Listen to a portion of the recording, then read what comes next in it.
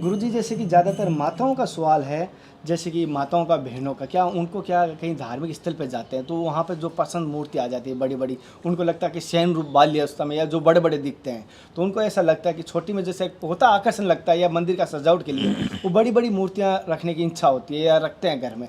तो किसी ने उनको कहा है कि अंगूठी से बड़ी मूर्ति नहीं होनी चाहिए, तो वो चाहते हैं, आपसे जानना चाहते हैं मार्गदर्शन, क्या अंगूठी से बड़ी मूर्ति नहीं होनी चाहिए, उनसे क्या फ़ायदा है, क्या नुकसान है, हाँ। मार्गदर्शन कर। देखो क्या है ना, घर में जो ठाकुर जी हम रखते हैं, मूर्ति रखते हैं, पहले ठाकुर जी अलग है और मूर्ति अलग है। आप कहें कैसे? भाव तो उसके अंदर आते हैं। जो दुकानदार है उनके पास से मूर्तियाँ रहती है, ठीक है ना, परंतु वो मूर्ति को जब हम खरीद करके ले आते हैं, ले आके मानते हैं ये मेरे इष्ट देव है, ये हमारे घर के ठाकुर जी है, तो फिर वो मूर्ति नहीं रहती। जैसे आप है, ठीक है, आप तो एक इंसान दिख रहे हैं, जब ससुरालय जाते हैं क्या दिखते हैं? जवाई दिखता हूँ। पावड़ा। और कितने खातिरदार होते हैं वहाँ पे। यहाँ तो कोई पूछे नहीं पूछे, कोई ये नहीं, और वहाँ पर अरे हमारे दामाद जी आए, दामाद जी आए, दामाद जी आए, अरे ये बनाओ, ये बनाओ, ये खिलाओ, ये खिलाओ, कितने रिस्पेक्ट। वही तो व्यक्ति है ना। लेकिन जैसे ससुरालय में आपकी दृष्टिकोण चेंज हो जाती, इस प्रकार जो मूर्ति दुकान में रहती है, जब घर पे ले आते हैं उनको ना, वो मूर्ति नहीं रहती। कभी अपने ठाकुर जी को मूर्ति मत कहना, मूर्ति नहीं समझ। मूर्ति होने से फिर वो भाव नहीं है, मूर्ति नहीं है, ठीक है ना। और कभी अपने चित्रपट में अगर सेवा रखते हैं, फोटो में, कभी उनको चित्रपट फोटो मत कहना, ये हमारे साक्षात चिन्मय चिन्मय हैं। जैसे बांके बिहारी लाल है, जैसे हमारे जो सत्य चेतन आत्मा जिस प्रकार कहते हैं, परमात्मा सच्चिदानंद में जिस प्रकार है, इस प्रकार सत्य स्वरूप है, चेतन स्वरूप है, अविनाशी स्वरूप है, ये भाव रखना। रही दूसरा प्रश्न आपका, जैसे आप कहीं पे जाते खरीद करके ले आते हो, आप घर में कहीं पर ऐसे दर्शन के लिए रख सकते, कोई मना नहीं, चाहे कितने बड़े मूर्ति रखो, चाहे कितने बड़े फोटो रखो, घर पे रख सकते। लेकिन जो सेवा में रखोगे घर में, जिनको आप भगवान मानोगे, जिनको आप इष्ट आराध्य मानोगे, ये लगभग 11 इंची से नीचे होनी चाहिए। 11 इंच। हाँ, 11 इंची से 1 फीट से नीचे होनी चाहिए, जिनको आप सेवा में घर पे रख सकते हो। और अंगूठा भर से ऐसे नहीं, ऐसी बात नहीं है, 11 इंच से नीचे होना चाहिए, जिनको आप सेवा में, क्यों बड़े बड़े विग्रह रखने से जो आपको सेवा में फिर दिक्कत आएगी, घर परिवार में आप कर नहीं सकते। 11 इंच से नीचे ठाकुर जी को आप आराम से सेवा पूजा कर सकते हैं, इसमें कोई शास्त्र में कोई मना नहीं। और बात आती है, 2 प्रकार की ठाकुर जी प्रतिष्ठा होती है, एक है प्राण प्रतिष्ठा और एक है प्रेम प्रतिष्ठा। प्राण प्रतिष्ठा क्या होता है? जैसे वैदिक मंत्र के हिसाब से ब्राह्मण आते हैं, वेद मंत्र उच्चारण करते हैं और उसके करके प्रतिष्ठा करते हैं, मतलब उनमें प्राण संचार किया जाता है, कहते प्राण प्रतिष्ठा हो गया, प्राण को हमने प्रतिष्ठित किए। जगन्नाथपुरी में जैसे जगन्नाथ जी का जो कलेवर है, जब 12 साल के बाद में चेंज होता है तो वो ब्रह्मों को लाकर उसमें स्थानांतरित किया जाता है, उसी घट से लाकर इस घट से रखा जाता है, वैदिक मंत्र के अनुसार किया जाता है, उनको प्राण प्रतिष्ठा किया जाता है। ये मंदिरों में होता है, परंतु घर में जो हमारे ठाकुर जी है उनको प्राण प्रतिष्ठा करने की जरूरत नहीं, उनको प्रेम प्रतिष्ठा है।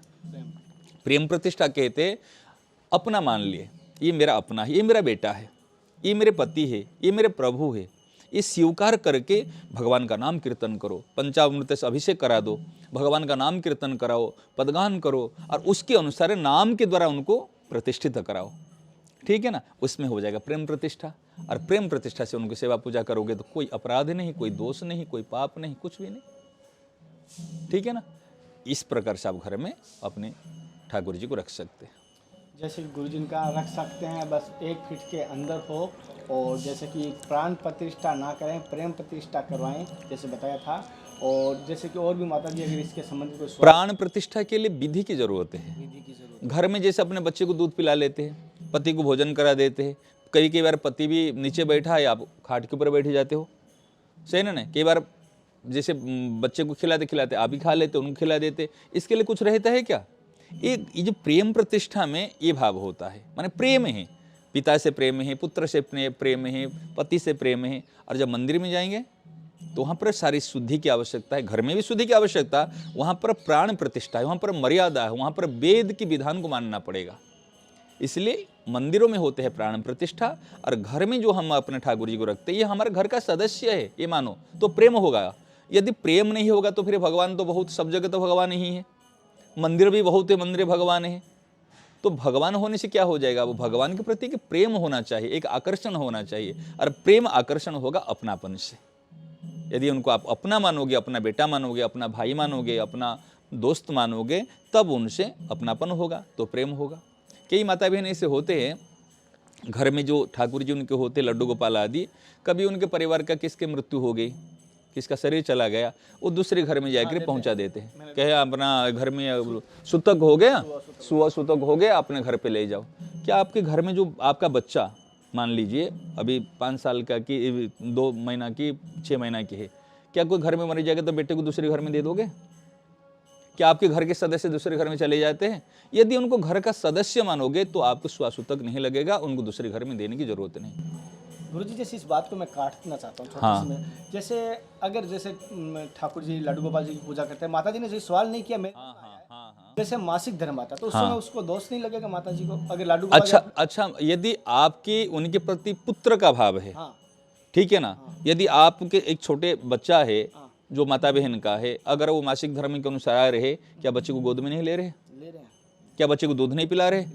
तो फिर तो ये मैं जानना चाहता तो इसमें है, यदि आपका पुत्र का भाव है तो इसमें कोई दिक्कत नहीं है। हाँ, और रही बात हमारे मर्यादा की बात है, घर में तो माता बहन है और भी के रहती है, सास है, जैसे ननंद है कि बहन है। यदि मासिक धर्म के अनुसार अपनी शुद्धि के लिए, थोड़ा सा पवित्रता के लिए, तो फिर और कोई इसमें सेवा कर ले, भाव है। लेकिन घर से बाहर कहीं दूसरे घर में भेज देना उचित नहीं है।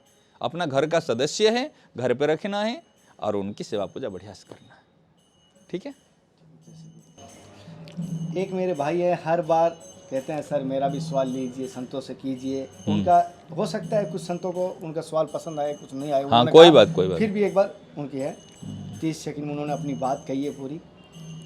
सर मैं जोधपुर राजस्थान से नरपत सिंह बोल रहा हूँ, एडवोकेट हूँ पेशे से। मैं ये कहना चाहता हूँ कि हमारे हिंदू समाज जो जितने साधु संत है, वो अपने पास जो देव इष्ट की साधना वगैरह जो होती है, प्रत्यक्ष जो भी साधना होती है, वो देते नहीं किसी को, अपने साथ लेके शांत हो जाते हैं। जबकि मुसलमान के अंदर ऐसा नहीं है। मुसलमान जाति के प्रत्येक साधु संत जो भी होता है, मोहल्ला वगैरह मौलवी जो भी, उनके पास जितनी भी साधना होती है, वो गरीब से गरीब आज वो देते हैं, जा तू तेरा कल्याण करना और अपने परिवार का भरण पोषण करना, लोगों का भला करना। ये हिंदू लोग इनकी साधु संतों को समझो, ऐसा न करें। सांगी से धर्म की, सनातन धर्म को बढ़ावा के जगह घाटा हो रहा है। पहले कितने थे लोगों को जिंदा कर दे, वो कितने बुरी शक्ति थी, वो कंट्रोल कर दे। देव का प्रत्यक्षण होता था, कई तरह के पर्चे होते थे जिसका प्रचार होता था। अभी कुछ भी नहीं ऐसा। शॉर्टकट में आप इनका मैं बात बताना चाहता हूँ। इनका इन्होंने बहुत फास्ट, मैंने ऐसे बोल दिया 30 सेकंड में भेजा। हाँ, कोई बात। इन्होंने फास्ट बोल दिया। इनका कहना है कि हमारे धर्म में पहले की टाइम में सुना कि इतनी इतनी शक्तियाँ होती थी, तो वो आज शक्तियाँ लुप्त हो रही है। लेकिन दूसरे धर्म में जो है वो अपने जो जैसे एक संपत्ति होती है, आने वाली पीढ़ी को देख के जाते हैं। हमारे धर्म में जो संतों के पास जो विद्या होती है, वो आज के टाइम में देख के नहीं जाते, उनके साथ ही वो विद्या शांत हो जाती है। समझ गए। तो ये क्यों? देखो विद्या अगर कोई लेने वाला चाहे होगा ना, तो विद्या अपने आप ले लेगा। एकलव्य का नाम तो सुना है आपने? द्रोणाचार्य जी ने उनको कोई विद्या नहीं सिखाई। वो द्रोणाचार्य जी से विद्या लेने के लिए आए थे, परंतु उन्होंने कहा तुम नीच जाति को हो, मैं तो कैसे सिखाऊं। उन्होंने सिखाया नहीं, परंतु उनकी श्रद्धा थी, उनका भाव था। उन्होंने एक मूर्ति बना के, गुरु जी का मूर्ति बना के द्रोणाचार्य जी को प्रणाम कर करके उन्होंने विद्या को सीख लिया। और ऐसी विद्या उन्होंने शिक्षा ग्रहण की, विद्या को प्राप्त की। एक कुत्ता भूसते हुए आ रहा था और भूसते हुए कुत्ता को भूस रहा है, और उन्होंने एकलव्य ने बाण चलाया। दौड़ते हुए भूसते हुए कुत्ता बाण चलाया, ना कहीं ज़्यादा चले जाए तो मर जाएगा, और बाहर कम जाए तो बाण गिर जाएगा, ठीक है ना। और ऐसे बाण मार रहे थे, पूरे मुँह कुत्ता भूसते हुए कुत्ता का मुंह भर लिया बाणों से ऐसे। तो फिर उस समय अर्जुन ने देखा, अरे भाई द्रोणाचार्य जी तो मुझे कहता तू इतना बड़ा धनुर्धर बनेगा तो पृथ्वी में तेरे समान कोई नहीं बनेगा। ये विद्या तो मैंने कभी प्राप्त नहीं की, मैं तो ऐसे काम नहीं कर पाऊंगा। उन्होंने पूछा तो विद्या कहाँ से प्राप्त की, तेरे गुरुदेव कौन है? कर मेरे गुरुदेव प्रातः स्मरणीय श्री श्री श्री द्रोणाचार्य जी महाराज। कि द्रोणाचार्य तो मेरे गुरु है, मेरे को तो विद्या सिखाई नहीं। कि कैसे? फिर द्रोणाचार्य जी के पास आकर उन्होंने कहा आपने तो उनको विद्या सिखाई? कहने कभी मैं किसी को शिष्य नहीं बनाया हूँ। फिर उनको बोला गया कि कौन तेरे गुरु है? कि आप ही मेरे गुरुदेव है। कि मैं एक बार तो विद्या सिखाई नहीं, कि मैंने तो प्राप्त कर लिया आपसे विद्या। तो फिर उन्होंने अंगूठा को उन्होंने मांगा जी भाई ये मेरे शिष्य, देखो उन्होंने अंगूठा मांगने का कोई अधिकार नहीं था, क्योंकि विद्या तो सिखाई नहीं, ये श्रद्धा से प्राप्त की है। परंतु उन्होंने फिर भी श्रद्धा इतनी है, उन्होंने दाएं हाथ की अंगूठा को उन्होंने काट के गुरु दक्षिणा में दे दी। अभी भी उनके वंश परंपरा वाले इस अंगूठा का होते भी अंगूठा प्रयोग नहीं करते, उनके वंशज है एकलव्य के अभी भी, तो उन्होंने यूं करके तीर चलाते। तो विद्या आ गई ना, श्रद्धावान लभते ज्ञानम तत्पर संयतेन्द्रिय, जो श्रद्धावान होते हैं वो ही ज्ञान को प्राप्त कर लेते हैं। कोई देना नहीं देने से क्या मतलब है? यदि ये भैया जो प्रश्न कर रहे हैं ना, अगर अभी कोई चीज को प्राप्त करना चाहते, श्रद्धा लेकर आ जाए, उनको चीज मिलेगी, क्यों नहीं मिलेगी? अगर आपके पास जो चीज है, मैं कहूँगा आओ आओ तुझे गीता सुनाऊं, अभी मैं गीता सुनाने के लिए निकल जाऊं तो लोग पास में नहीं आएंगे, और लोगों के मन में धारणा बैठी हुई जो मरता है उनको गीता सुनाते हैं। क्या मेरे को मरने वाला हूं मुझे गीता सुनाना आया हो?